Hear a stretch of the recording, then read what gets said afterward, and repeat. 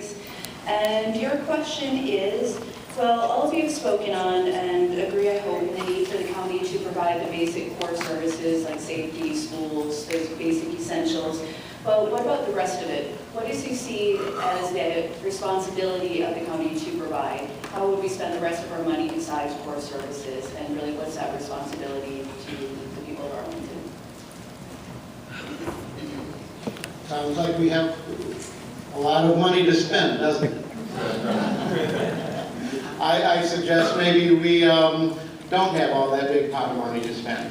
I believe that the county boards, one of the core responsibilities of the county board will be to carefully weigh every capital project that comes up that is proposed. Cost and benefit. Who is going to be served by these? Who is going to have their project reduced when we spend money one place rather than the other? We don't have an endless pile of money. We once had a far greater revenue stream. Our commercial office market has put a dent in that. I think the times have changed, and we must be frugal and common sense about every expenditure that we have coming before us now.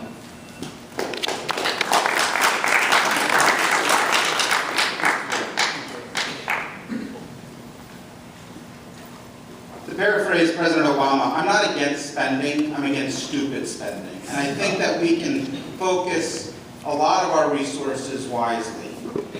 Where are two areas that I want to make sure that we maintain our commitment? On parks.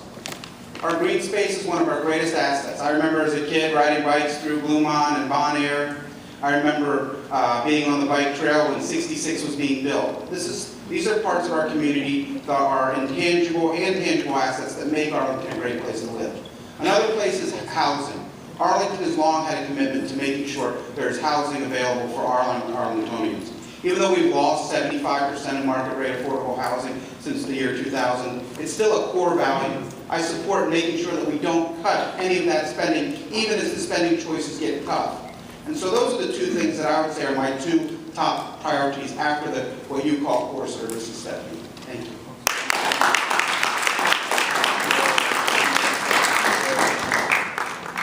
Core services is the underpinning for everything else we do.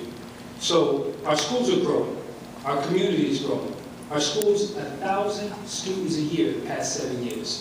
So we have to address that. One of the specific things I'm proposing is taking pre-K out of the schools and combining it with the mixed use and our investments in affordable housing.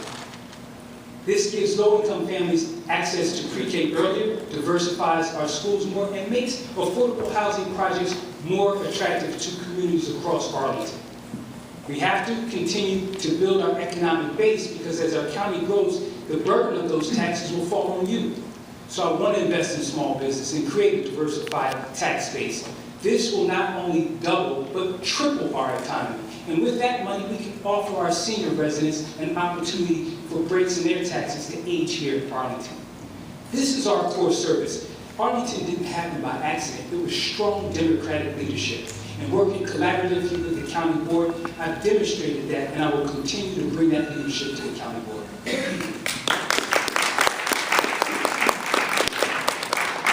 An element of core services are obviously our commitment to schools and education. It's a commitment to our social safety net. It's a commitment to seniors, but it's also a commitment to the fundamentals. We've talked a lot about big projects tonight. We've talked about parks and affordable housing and transportation. You know what? 90% of the job that we all aspire to is to oversee the provision of municipal services, the unsexy stuff, the sidewalks, streets, pedestrian safety.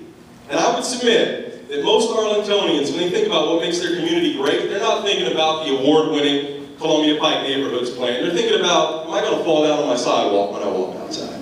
So for me, core services is making sure that we deliver the excellence in providing the municipal framework that people in a world-class community ought to have. That we don't just chalk up the unintended consequences that the development had, an impact that we weren't aware of. We should be aware of. We're a thoughtful, smart community. we should have a comprehensive assessment of the impact of the decisions that we make and the things that we do, so that those core services are delivered to people in the way that they deserve.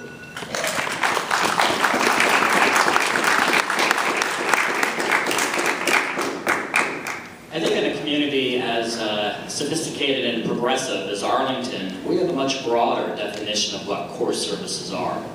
It's not just as in other parts of the country where it's maybe schools and sidewalks and roads. And one priority that I would have if there was extra money would be to be looking at essentially replacing some of the aging community facilities, some of which are 40, 50, 60 years old. Now, I'm an accountant by day, tax accountant by day, I'm a former auditor, all right? And so I'm used to looking at numbers, all right?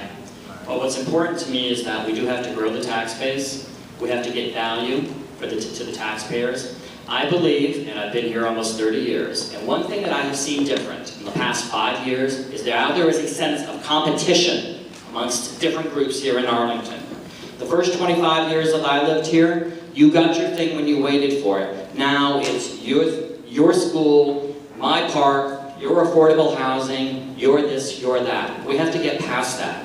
And how we do that is giving people, having more fiscal transparency and letting the taxpayers see that they're getting value for their dollars. Their money is well spent for everyone.